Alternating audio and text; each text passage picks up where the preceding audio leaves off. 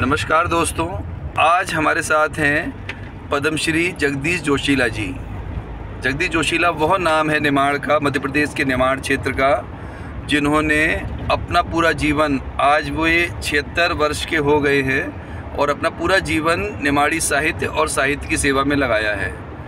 एक और ख़ासियत इनकी है, जिसको पूर्व मंत्री, जो पहले मंत्री रही हैं, अभी वर्तमान विधायक हैं, उषा ठाकुर जी, उन्होंने पहचाना था कि टंटिया मामा पर जो इन्होंने लिखा था, उनका उपन्यास और उनके जीवन पर जो काम किया था, वो उसके आधार पे काफ़ी कुछ हुआ है। और अभी हाल ही में खरगोन में जो विश्वविद्यालय बना है, वो भी उसी परिकल्पना को लेकर हुआ है। तो जोशीला साहब, आपसे ये जानना चाहेंगे सबसे पहले तो कि पद्मश्री जो आपको मिला है, इसका श्रेय किसको देते हैं और इस पर क्या कहना चाहेंगे?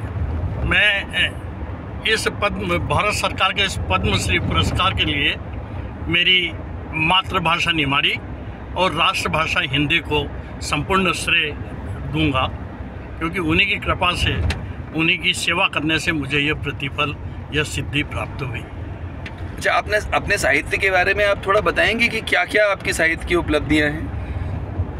मूलतः मेरी अभी तक 56 बुक्स प्रकाशित हो चुकी हैं।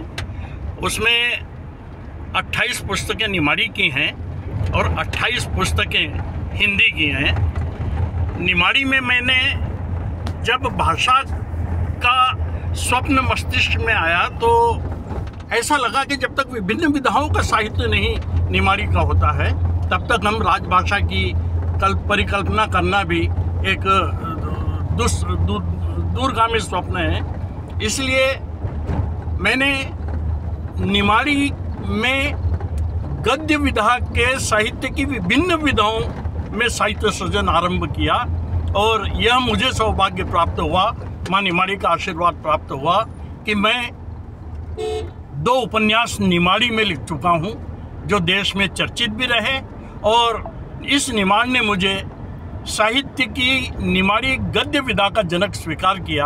यह मेरा सबसे बड़ा सौभाग्य है। दूसरा, मैं विशेषकर आपसे निवेदन यह करना चाहता हूँ कि मेरे निमाड़ के 4 ऐसे महापुरुष हुए हैं जो अपने जीवन काल में तो जननायक रहे, जनता के सेवक रहे और एक ख्याति अर्जित की, लेकिन उनके स्वर्गवास के बाद आज वो लोक देवता के रूप में हमारे निमाड़ में पूजे जाते हैं। उनमें जैसे उदाहरण के लिए उन 4 व्यक्तित्वों में से सबसे पहले आदि शंकराचार्य जी को लीजिए। थे तो वे केरल के, लेकिन वे मेरे निमाड़ के ओंकारेश्वर में आकर यहाँ पर गुरु दीक्षा लेकर अपनी साधना करके जो अनुभूति उन्होंने प्राप्त की और संपूर्ण देश में जो वैदिक सनातन धर्म की स्थापना की, वह इसलिए हम उन्हें अपने निमाड़ का मानते हैं। वे जन जन में चर्चित हैं, प्रचलित हैं और इस देश में वैदिक धर्म के संस्थापक रहे।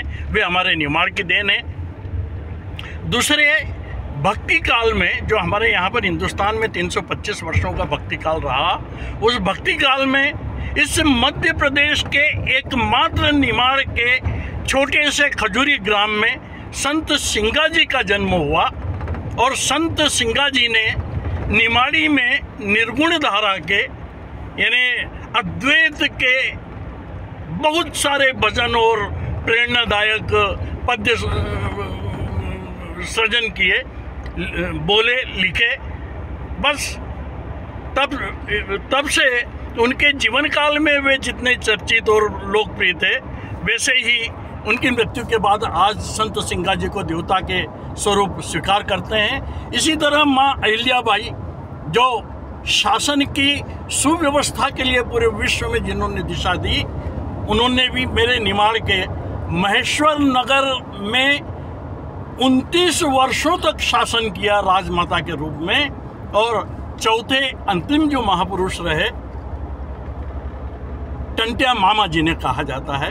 टंटिया मामा पर मैंने लगभग 7 वर्षों तक शोध किया और 2001 में मध्य प्रदेश शासन ने मेरे उस प्रामाणिक उपन्यास को प्रकाशित करके और जन जन को टंटिया के जीवन से, उसके कर्म से, उसकी सेवा से परिचित कराया, जिसे मध्य प्रदेश का आदिवासी वर्ग ईश्वर की तरह पूछता है और अपनी समस्याएं उनसे आज भी हल करवाता है।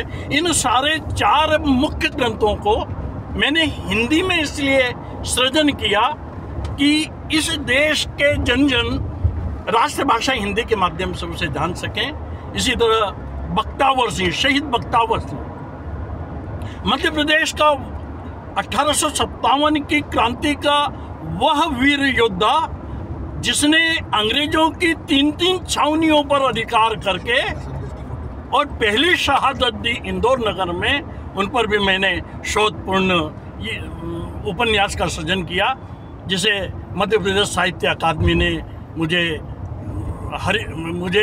प्रेमी नाम से हरिकृष्ण प्रेमी नवीन जी के नाम से सम्मानित किया।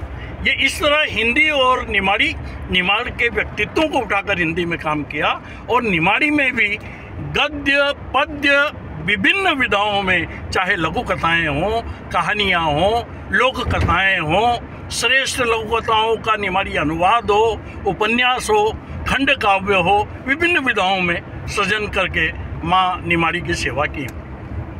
एक बात बताइए जोशीला साहब कि जब ये टंटिया मामा को अंग्रेज जो है एक ट्रेटर मानते थे, अंग्रेज उनको फ्रीडम फाइटर नहीं मानते थे जी, उनको डाकू की संज्ञा दी थी और बहुत लंबे समय तक ऐसा पता चला है कि अपने आज़ाद भारत में भी उनको कोई बहुत ज़्यादा सम्मान नहीं मिला। जी जी। तो ऐसा पता चला है कि जब से आपका शोध हुआ, जब से आप जैसे लोगों ने उनके बारे में पढ़ना, लिखना, पढ़ाना और लोगों को बताना शुरू किया, उसके बाद उनकी सही ख्याति पहुंची है।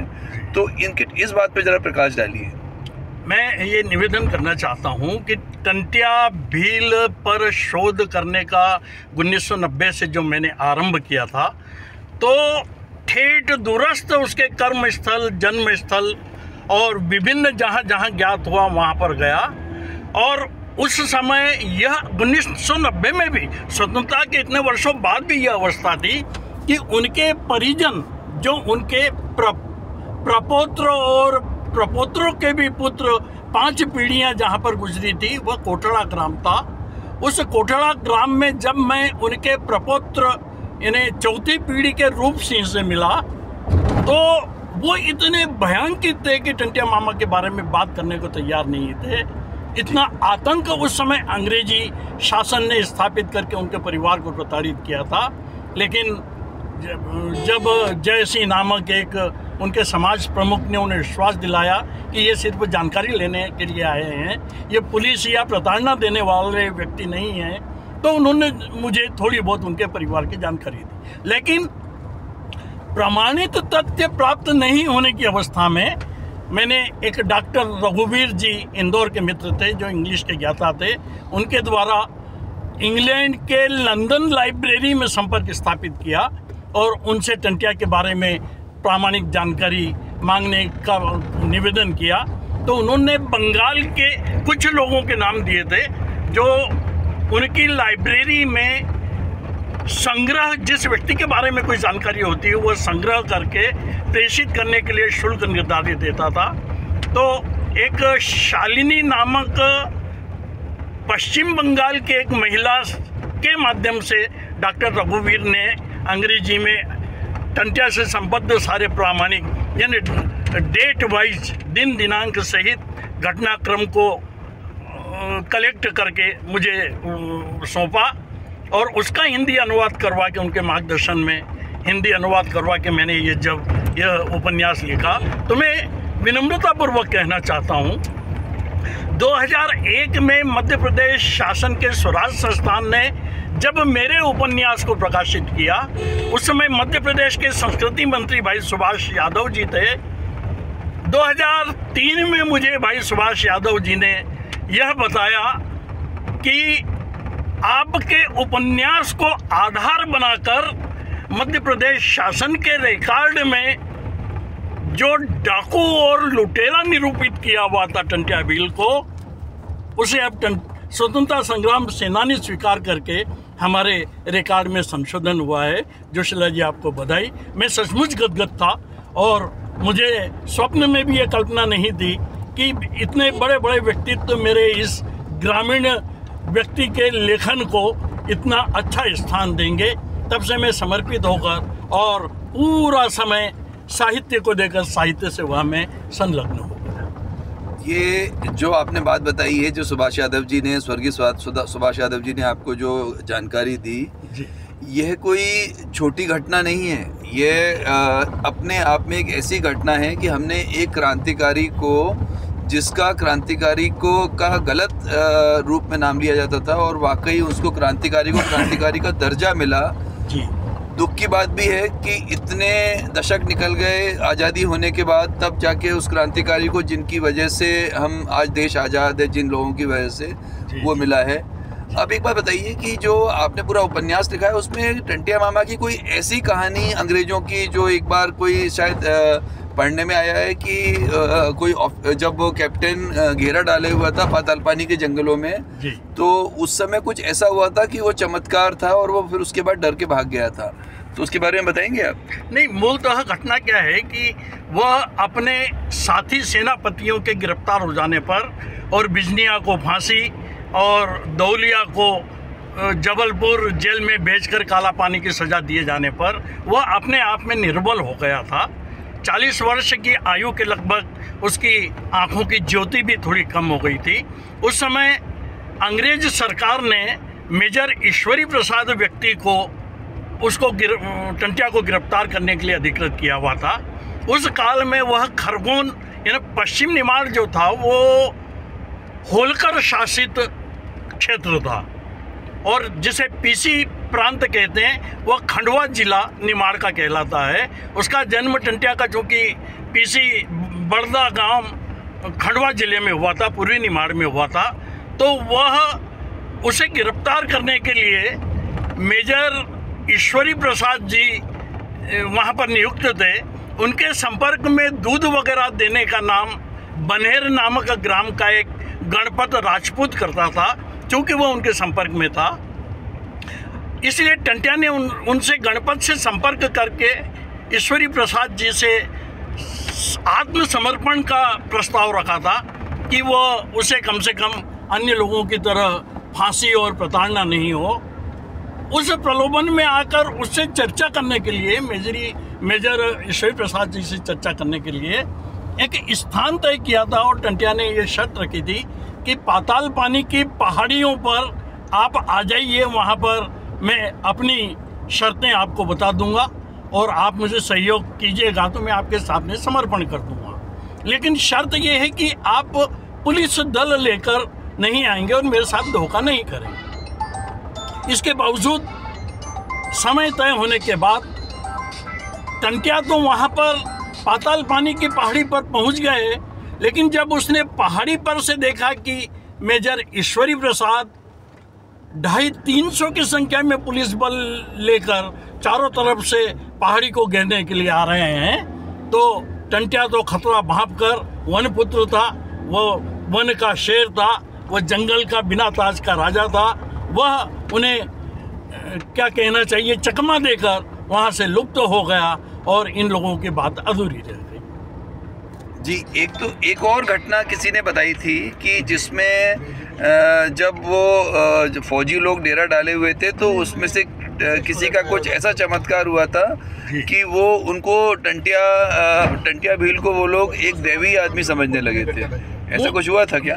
मूलतः हमारा देश चमत्कारों का देश रहा है और मैंने अपने उपन्यास में चमत्कार के बजाय एक संगठन शक्ति के द्वारा व्यक्ति अपनी योग्यता के द्वारा क्या क्या कर सकता है, इसे निरूपित करते हुए, क्योंकि टंटिया ने संपूर्ण निमाड़ में लोगों की सेवा कर कर के इतनी समर्पित अपनी फौज तैयार कर ली थी कि वह एक स्थान पर डाका डालने की पुलिस को सूचना देकर 4 दूरस्थ 50-50 किलोमीटर दूरस्थ स्थानों पर अपने होने की सूचना प्रसारित करता था। वह केवल संगठन की क्षमता थी, वो उनकी अपनी शक्ति थी, उनके प्रेम की, उनके समर्पण की, उनके सेवा की शक्ति का यह परिणाम था कि 4-4 जगह टंटिया ने डाका डाला। इस तरह निरूपित करके अंग्रेज अधिकारियों को,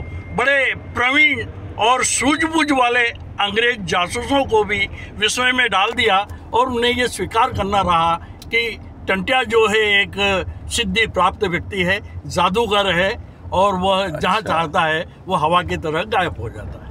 अच्छा, एक बात और थी जोशीला साहब कि उनके जो गुरु थे उत्करण बाबा, उनके बारे में कोई बहुत ज़्यादा जानकारी नहीं मिलती है कहीं पर भी, तो उनके बारे में प्रकाश डालेंगे क्या आप? मूलतः पोखर में उनका एक आश्रम था। और पोखर कहाँ था? पोखर ग्राम खंडवा के से 18 किलोमीटर की दूरी पर स्थित है, जहाँ उसके पिताजी की भूमि थी और जहाँ से उसके बाकी जीवन की शुरुआत हुई थी। खंडवा जिला में स्थित है। पंदाना तहसील का पोखर गांव है। वहाँ पर उसे प्रारंभिक तौर पर अपनी भूमि पर कब्जा करके शिवा पाटिल के लोगों के लठेतों को अपने शौर्य से पराजित करके मार पीट करके जब उसने कब्जा लेना चाहा था और पुलिस ने उसे गिरफ्तार करके जब 3 महीने की सजा सुनाई थी, वहाँ से लौटकर वह वापिस जब टंट्या पोखर आया था तो पूरा पोखर एक सजा याफ्ता जेल में रहा हुआ व्यक्ति और वह पुनः हमारी छाती पर आकर रहने लगे। इस तरह एक नफरत का वातावरण, एक घृणा का वातावरण और उसे एक अछूत जैसा भय का पर्याय मानकर दूर कर दिया था। तो वह एक दिन अब उसका एक मित्र था वहाँ पोखर में, उसके बैलों को जंगल से चराकर जब लौट रहा था तो उनके ये जो आश्रम जिनका था गुरु, लेट होने के कारण, संध्या हो जाने के कारण उसे बैल उपलब्ध नहीं हुए तो सोचा उसने कि शायद कहीं आश्रम में नहीं घुस गए हों। जब वो अंदर देखने के लिए गया तो वहाँ पर उन्होंने उनके इन गुरु को क्षत विक्षत अवस्था में इन अंग भंग योग जो हमारे भारतीय धर्म में जो निरूपित किया गया है, अंग भंग योग में उनके अंगों के अलग अलग भाग अलग अलग देखकर वह भयभीत हुआ और भागने लगा। उसी समय वे उनके गुरु बाहर निकले और उन्होंने उसे डांट कर कहा कि तूने जो भी देखा है ये कभी किसी से कहना मत। इसके बावजूद टंट्या उसने स्वीकृति तो दी, लेकिन उनके इस चमत्कार को देखकर, चूंकि उसके मन में भय व्याप्त था, मैं पहले ही सजा याफ्ता हूँ और मैं चूंकि यहाँ पर आया हूँ और इनकी गुरुजी की हत्या का आरोप मुझ पर नहीं लगे, उसकी भय अवस्था की आप कल्पना कर सकते हैं।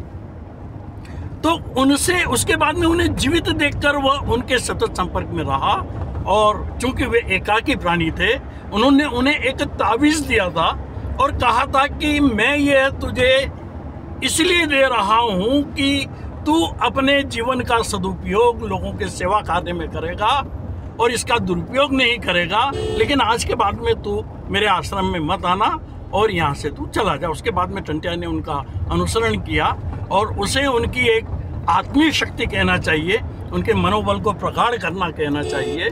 उन्होंने टंट्या ने उनके निर्देश का पालन करते हुए जीवन भर तक दलित, पीड़ित, शोषित एवं सभी कमजोर वर्ग के लोगों की तन मन धन से सेवा की। तो ये जो उत्करण बाबा का एक स्थान पातालपानी के पास में भी है, तो वो कैसे कहाँ से शुरुआत हुई उसकी? मेरे शोध में यह बात स्पष्ट हुई है कि खरगोन में गिरफ्तार करने के बाद में टंट्या को खंडवा लेकर आए। उसकी पहले सारी जांच की, क्योंकि इससे पहले भी बिजनिया को जब गिरफ्तार किया गया था तब भी अफवाह चली थी कि टंट्या को गिरफ्तार कर लिया और पूरा प्रशासन प्रसन्न था। लेकिन जब वो जांच की गई तो मालूम हुआ कि वो उनका सेनापति बिजनिया है। वैसे ही धोलिया को जब गिरफ्तार किया गया तो उसके बारे में भी यही अफवाहें चली और अंग्रेज अधिकारी बड़े प्रसन्न हुए। जागीरदार, जमींदार, मालगुजार और अंग्रेजों से लाभान्वित होने वाले सारे संबंधित लोग बड़े प्रफुल्लित हुए। लेकिन जब जांच की तो वह धोलिया नाम के व्यक्ति निकला। खरगोन में गिरफ्तार करने के बाद में टंट्या को जब वापिस खंडवा लाए और उसके प्रारंभिक जीवन काल से संबद्ध लोगों से जब उसकी जांच करवाई, जब यह तो उनको मालूम हुआ कि यह मूलतः टंट्या है, केवल इसकी 2 इंच हाइट बढ़ी हुई है, बाकी यह टंट्या है। तो उसे अंग्रेज अपने हाथ और पैरों में बेड़ियां डालकर और संगीन पहरे में खंडवा से रेल द्वारा इंदौर लेकर आए। उसी बीच मेरे शोध में ऐसा आया था कि नौकजा पीर द्वारा उन्हें 12 वर्ष तक अपनी शक्ति उनके साथ रहने का वरदान प्राप्त हुआ था उस स्वप्न में। पाताल पानी के उसी स्थान पर जिसका आप वर्णन कर रहे हैं, वहीं पर वह शक्ति टंटिया से जुदा हुई थी और उसकी स्मृति में संभवतया उस समय के लोगों को ऐसा भान हो, उन्होंने उनके गुरु की और साथ में लकड़ी की टंटिया की मूर्तियां वहां पर स्थापित।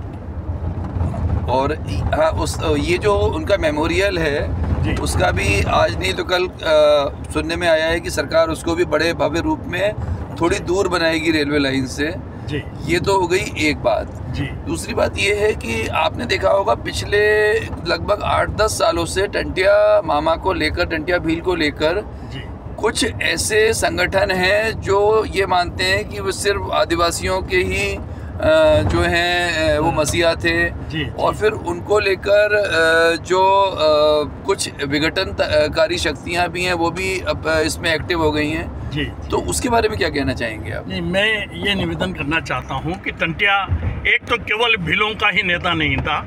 टंटिया ने अपने जीवन काल में हर गरीब, शोषित, दलित और हर धर्म और हर जाति के लोगों को जो आवश्यकता के पात्र थे उन्हें खुले मन से सहयोग किया।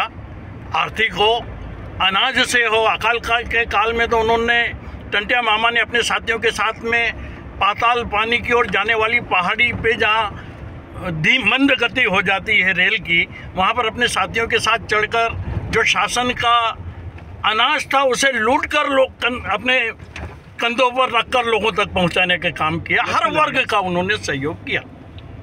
लेकिन मैं भूल रहा हूँ आपने क्या पूछा था? ये था कि कुछ ऐसी शक्तियां हैं, कुछ ऐसे संगठन हैं हाँ। जो टंटिया भील के नाम पर राजनीति करते हुए एक बाकी समाज के जो दूसरे हिस्से हैं उन सबको के बारे में कुछ अनर्गल बातें भी करते हैं, बुरा भला भी कहते हैं। तो ऐसे लोगों के लिए आप क्या कहना चाहेंगे? नहीं, आज की तारीख में टंटिया हर वर्ग, हर जाति और हर धर्म का भगवान स्वीकारा गया है। लोग, ये एक अलग बात है कि तरीके अलग अलग होते हैं। जैसे आदिवासी लोग, अगर उनके परिवार में किसी बच्चे की अस्वस्थता होती है, कोई अभाव होता है, कोई बीमारी होती है, कोई परेशान होते हैं, तो वो एक दसी होती जो पंचरंगी धागा है वो ले जाकर किसी भी वृक्ष की शाखा पर ये निवेदन करते हुए कि टंटिया मामा हम स्वस्थ हो जाएं, ठीक हो जाएं, हमारी समस्या हल हो जाए, उनकी समस्या हल हो जाती है। इसके अलावा भी अन्य भीलों के अलावा भी हर वर्ग और जाति के लोग उनको पूछते हैं। जहाँ तक मैं यही निवेदन, यही केवल कह सकता हूँ कि उनके जो सेवा, समर्पण, संघर्ष, क्रांति की आग और इस देश के प्रति जो समर्पण का भाव है वे उसके जीवन के मूल आधार हैं। उनका अनुसरण करना चाहिए। यह दुर्भाग्य है कि उनके सद्गुणों को त्याग कर एक राजनीतिक स्वार्थ अपने मन में लेकर जो लोग उनका दुरुपयोग कर रहे हैं, कृपा कर उसे सहयोग करें। यह मेरी बड़ी पीड़ा के साथ मुझे कहना विवशता है कि हम टंटिया को तो बोलते, आप तो उनका कह रहे हैं साहब। अरे इस देश को टंटिया से परिचित करने वाले इस छोटे से लेखक जगदीश जोशीला को भी राजनीतिक दलों और सारे संगठनों ने उपेक्षित कर लिया है। पूरे देश के पटल पर टंटिया के नाम को सब बुला रहे हैं, लेकिन जगदीश जोशीला को कोई नहीं पूछता है। तो ऐसे लोगों से क्या अपेक्षा की जा सकती है, आप कल्पना कर सकते हैं। जोशीला साहब, आज जो अपना आज का ये जो पॉडकास्ट है, ये पूरे तरीके से आज हम जब आपके गांव गोगावा से मऊ की साइड तरफ जा रहे हैं जी, इस पॉडकास्ट का मुख्य किरदार सिर्फ टंटिया भील हैं जी, और जी, टंटिया मामा हैं। तो अब आखिरी बात जो टंटिया मामा पर जो बहुत ज़रूरी है जी, कि अब विश्वविद्यालय बन गया है जी, अब टंटिया मामा पर और शोध होगा। आपने जो शोध किया, वैसे भी रिसर्च जो होती है रिले रेस की तरह होती है। आपने जहाँ तक लाए हैं उसके आगे का रिसर्च स्कॉलर उससे आगे ले जाएगा। जी, जी। तो अब आप इस विश्वविद्यालय से क्या उम्मीद करते हैं? टंटिया मामा और आदिवासी समाज, निमाड़ और इस यहाँ के जितने भी लोग हैं इनके उत्थान के लिए क्या हो सकता है इस विश्वविद्यालय से? जी, मैं ये निवेदन करना चाहता हूँ कि आज़ादी के बाद कभी भी किसी व्यक्ति ने भी निमाड़ में विश्वविद्यालय हो, निमाड़ का एक स्वतंत्र शासकीय विश्वविद्यालय हो, कभी किसी ने ये बात नहीं उठाई। हमने जब जानकारी ली तो मध्य प्रदेश के 4 जनपदीय क्षेत्र हैं, बघेलखंड, बुंदेलखंड, मालवा और निमाड़। दुर्भाग्य देखिए कि स्वतंत्रता के बाद बघेलखंड में 2 शासकीय विश्वविद्यालय हैं, बुंदेलखंड में 8 शासकीय विश्वविद्यालय हैं, मालवा जनपद में 10 शासकीय विश्वविद्यालय हैं। लेकिन स्वतंत्रता के इन 75-76 वर्षों बाद भी इस निमाड़ जनपद को उपेक्षित करके एक भी विश्वविद्यालय नहीं होने का जो दुर्भाग्य था, इसे लेकर हमने विगत 20-25 वर्षों से हर मंच से ये बात उठाने की कोशिश की कि निमाड़ को एक स्वतंत्र शासकीय विश्वविद्यालय उपलब्ध हो जाए, ताकि अन्य देश के अन्य लोगों की तरह लोकतांत्रिक अधिकारों को नागरिक समझकर उच्च शिक्षा प्राप्त कर सकें। उस संघर्ष में हमने विगत 4-5 वर्ष पूर्व संपूर्ण निमाड़ के लोगों के, निवासियों के आधार कार्ड और मोबाइल नंबर लेकर उसके सहित हस्ताक्षर करवा के मध्य प्रदेश के राज्यपाल, मध्य प्रदेश के मुख्यमंत्री महोदय, संस्कृति महोदय और शिक्षा मंत्री को ज्ञापन दिया था। और उस ज्ञापन के परिणाम स्वरूप 9 फरवरी 2024 में माननीय मुख्यमंत्री डॉक्टर मोहन यादव जी ने जो यह ऐतिहासिक सौगात दिए निमाड़ को, निमाड़ तो उसका ऋणी रहेगा ही, लेकिन उस विश्वविद्यालय के स्थापन पर मूल जो बुनियादी दृष्टिकोण था उसमें निमाड़ी भाषा, निमाड़ के संत, निमाड़ के क्रांतिकारी, निमाड़ का रोजगार और निमाड़ की कृषि से संबद्ध शोध कार्य, बुनियादी कार्य जब तक नहीं होंगे तब तक इस घोषणा का भी मुझे लगता है कि कोई औचित्य नहीं होगा। योग्य लोग वहाँ पर स्थापित हों और इस दिशा में बुनियादी काम करके और इस विश्वविद्यालय को सफल करें और निमाड़ को लाभान्वित करें, यह अपेक्षा है मुझे। यहाँ जोशीला साहब, हम सिर्फ यही कहना चाहेंगे, जो हमारा चैनल है मालवा मिरर आपको और आपकी पूरी टीम को बधाई देता है, साधुवाद देता है कि आप लोगों की मेहनत सफल हुई और आपके क्षेत्र को पहला विश्वविद्यालय मिला। ईश्वर करे यह विश्वविद्यालय इस पूरे यहाँ के समाज का उत्थान करे, यहाँ के समाज को नया रास्ता दिखाए, नई राह दिखाए और जो है इसको निमाड़ी साहित्य को भी उतना ही महत्व दे। और निमाड़ के जो 4 बड़े जो हस्तियां हुई हैं जिनका आपने अभी नाम गिनाया जी, और 5 में फिर भीमा नायक जी भी हैं, इन सब को लेकर इन सब के जो चरित्र है उसको स्टडी करके यहाँ के लोग और आगे बढ़े।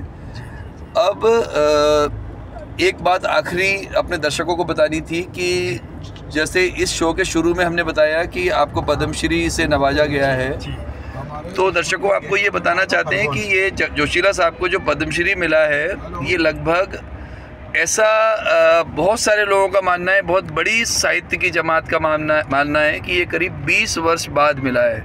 ये 20 वर्ष पहले मिल जाना था इतने महान साहित्यकार को जिसने अपना पूरा जीवन साहित्य की सेवा में लगाया है। तो आज लेकिन देर से ही सही उस रास्ते पर तो आए, उस जो आपका जो कार्य था उसको पहचान मिली, उसका सही तरीके से लोगों को पता चला कि जगदीश जोशीला जी क्या है। अब इनकी जीवनी है, आज लगातार लोग मिलने आ रहे हैं, लगातार अखबारों में पत्रिकाओं में छप रहा है, पहले भी छपता था लेकिन पद्मश्री की जो मोहर लगने के बाद उसको काफ़ी नया आयाम मिला है। तो इसी के साथ जोशीला साहब आपको बहुत बहुत धन्यवाद। आपके पुत्र नवीन जी जो हमारे साथ हैं उनको भी बहुत बहुत धन्यवाद।